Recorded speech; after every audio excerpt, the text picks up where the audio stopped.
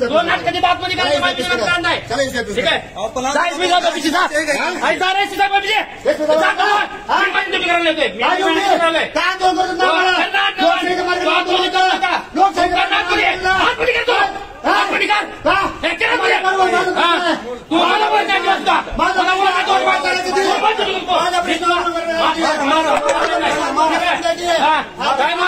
तुम्ही माझ्या मारायला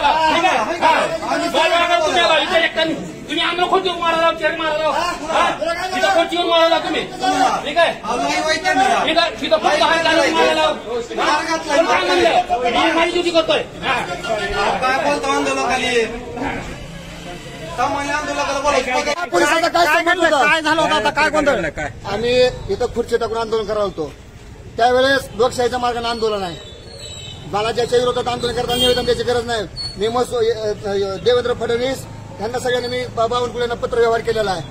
आंदोलन करताना आपण तिथं आला तिथं खुर्ची टाकून आंदोलन करत नाही लोकशाहीच्या मार्गाने आंदोलन असलं ते कुठं बी करायचा अधिकार आहे आणि आम्ही थोडं बाहेर गेल्यावर हे सांगतंय की हे आंदोलन करताना मारलं पाहिजे ह्याला 4-5 पत्रकार पुढे करतात अहो हे आमच्या अस्मितेचा प्रश्न आहे आमच्या शेतकऱ्याचा तळमळीचा प्रश्न आहे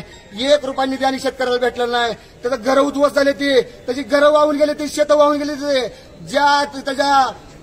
जनावरांवर उदरनिर्वाह चालत होता ती जनावर सुद्धा वाहून गेले ती शेतकऱ्याची माझ्या आणि ह्या शासन आम्हाला मारायची भाषा करतय ह्या गद्दार शासनाला आता आम्ही जाबी सोडणार नाही कोण तुमच्या अंगावर काय नेमकं हे पाटील म्हणून पोलीस आहे आरटीसी मॅडमला तो बंदोबस्ताला आहे ह्याने ह्या माणसाला पुढे केलंय आणि आमच्यावर लाठीचार्ज करायचा ह्यांचा नियम हे होता उद्देश होता आम्हाला मारायचा ह्यांचा उद्देश होता त्यांना आम्ही एसपी साहेबांकडे आता जाऊन ह्या पटलाची तक्रार करतोय जोपर्यंत याला निलंबित करणार तोपर्यंत सोडणार नाही आता जिल्हाधिकारी डान्स करतात गार डोंगराची हवा कलेक्टर साहेब इथं मला शेतकरी रात्रंदिवस डोळ्यात पाण्यानं कष्ट करतोय त्याचं घर वर वाहून गेले त्याचे शेत वाहून गेले कलेक्टर साहेब तुम्ही जिल्ह्याचे कलेक्टर होता तुम्ही जिल्ह्याचे न्याय व दंडाधिकारी आहेत साहेब 6 दिवस पुरात वाहून गेलाय त्याला भेटायला तुम्हाला वेळ भेटली नाही ती 6 दिवसानं ती व्यक्ती आज सापडते आणि तुम्ही गार डोंगराच्या हवावर तुम्ही नृत्य करत आहात तर तुम्हाला सरकारने त्वरित निलंबित केलं पाहिजे मी घोषणा करतोय निवेदन देतोय सरकारला जर तुम्हाला 1 तारखेपर्यंत 1 ऑक्टोबरपर्यंत जर नाही तुम्हाला निलंबित केलं तर 2 ऑक्टोबरला मी महात्मा गांधीला जाब विचारायला स्वर्गात जाणार आहे याच कलेक्टर ऑफिसून मी उडी मारणार आहे आम्ही उड्या मारणार आहोत आणि महात्मा गांधीला विचारणार आहेत महात्मा गांधीजी तुम्ही इंग्रज का घालले देशातले कारण इंग्रजापेक्षा सुद्धा बेजबाबदार हे कलेक्टर आहेत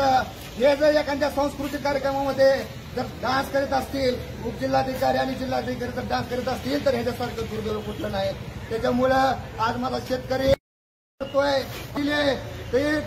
शासनाच्या निधीची अपेक्षित आहे प्रतीक्षित आहे पण त्याला तुम्ही कुठल्याही प्रकारचा न्याय देत नाही साहेब आणि तुम्ही डान्स करायला मोकळ्यात हे चुकीचं आहे तुम्हाला ह्या खुर्चीवर जायचा अधिकार नाही तुमची पात्रता नाकारी आहेत तुम्हाला या शासनानं तुम्हाला निलंबित केलं पाहिजे